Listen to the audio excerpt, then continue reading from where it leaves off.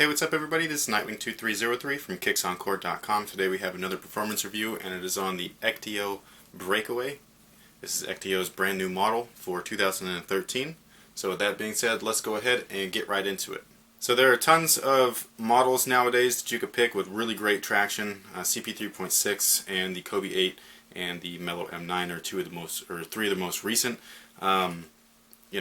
The CP3.6 has great traction, however it won't translate very well outdoors in terms of longevity purposes. Now that's where this model comes in. I said this before with the last one that I had done, the Ektio post-up. This is just the most simple, easy, and pretty much perfect traction surface that there is, period.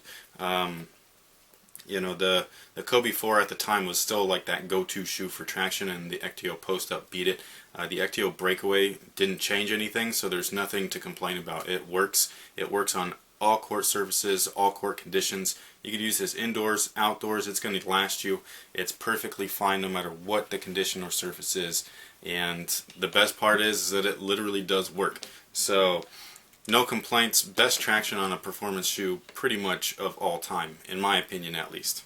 In terms of cushion, again, nothing's really changed from this model to the previous, the Ektio post-up. The Breakaway utilizes the same exact midsole and outsole construction.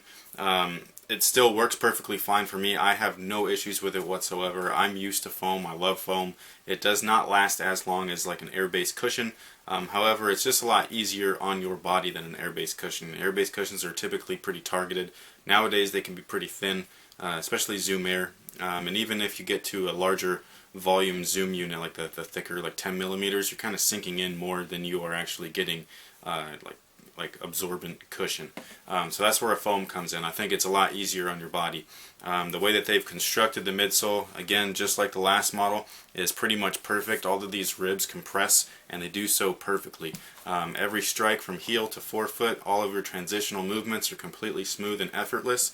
The only thing that they did change between this and the previous models, hopefully I can pull it out. These ones are pretty hard to pull out, but they've changed the insole, and that actually was a very small change, but it made a big difference. I'm not able to pull it out. I've played in these quite a bit, and the glue's just stuck. But they changed the insole to an Ortholite insole, and just that little change, that subtle difference, makes all the difference in the world as far as like comfort goes. So this model I feel is a lot more comfortable than the previous one, even though they didn't change much. The one thing that they did change, which was the insole, which is something I actually recommended last time, actually does make a difference. Something as simple as an insole can change the cushion of any shoe dramatically. So cushion on these guys is pretty nice. It's smooth, it's easygoing, and I definitely recommend it, especially if you're a smaller guy like myself. Alright, so the material and the fit I'm just going to take care of all together here just because they kind of correlate as far as a direct comparison goes. This is one area that I thought that the post-up really kind of fell short in, is just that material is a pretty cheap synthetic. Just to be perfectly honest, it's a pretty cheap synthetic.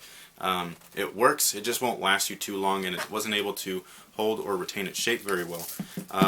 This one here, the Breakaway, is just a complete upgrade. Like, I have no complaints with it whatsoever. They went to something a little bit more like modern and all that kind of stuff, because this one was kind of like trying to use like that old school kind of feel with raw materials and all that kind of stuff, which works usually if that raw material is actually raw material, not a synthetic raw material. So by converting everything to a perfect synthetic, which is a plastic base or TPU base, everything is perfectly fine. This stuff's super durable, shows absolutely no signs of wear, which is crazy. A lot of like Nike's fuses will do that too. It doesn't really scuff or anything like that, and it has not ripped or fallen apart. So for the amount that you spend on this, you can actually have a very solid shoe for, again, any court condition, indoor, outdoor, all that stuff. You get great traction, decent cushion, and then the upper is really durable. On top of that, there's no break-in time. So it's thin enough to where you can just lace it up and go right out and play. And it's also durable enough, even though it is that thin, to where it's going to last you quite some time. So I think the materials are just a huge upgrade compared to this one right here. Now the fit, again, something that was just completely drastically changed. I don't know if it's the last or what it is, but when I put the two shoes together, they're both a size 9. The new one, the Breakaway here, it actually is just a little bit shorter than this one, so it fits me a lot better. Fits very snug, perfect, just the way I like it. And there's no like wiggle room up top here. That's something that I absolutely like hate. That's a real big pet peeve of mine. That's something I got in this shoe. I get that in quite a lot of like LeBrons and all that kind of stuff. The new LeBrons though pretty much eliminated that. There was no dead space in the toe. And so this shoe kind of goes with those sneakers where it's that real thin kind of snug fit, and it just feels great. Lockdown from the midfoot is perfect. I have no complaints whatsoever. And then this built-in ankle brace, I guess, like this thing is wicked. I'm telling you, like it can be slimmed down and things like that. It's a little bit bulky, as you can see right here, but the thing works. And if you have ankle issues, which, I mean, there's a ton of people that ask me that all the time, like, hey, what can I get that offers tons of support, blah, blah, blah, all this and that, but it's got to have a swoosh on it. You know what I mean? Like, Nike doesn't really do that, unfortunately. They have great shoes, don't get me wrong. They have really solid performance models, but if you're looking for a shoe that's actually going to help you, like, you have to not look at that swoosh. Like, I'm sorry, but you can't. You have to look outside the box. You have to just think a little bit. And something like this, you won't need tape, you won't need braces. You know, you limit your prep time and all that stuff, but you get 100% support. There is no possible way that you can roll your ankle in these things. I tried in these things, and I've tried in these things, and it's just impossible.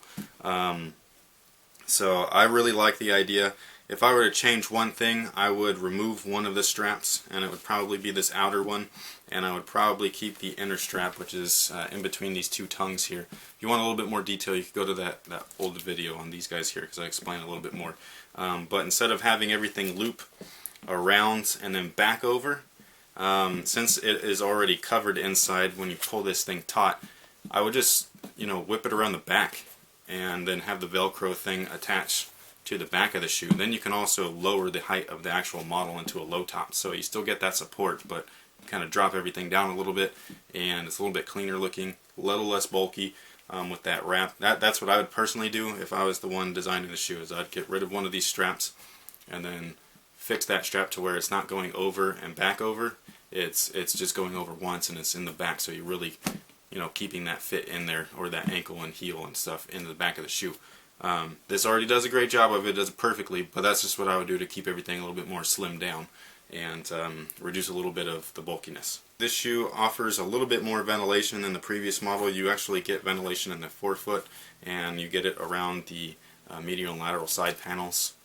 And then, of course, this is going to be hard to see. Sorry, the tongue is really kind of attached to these straps.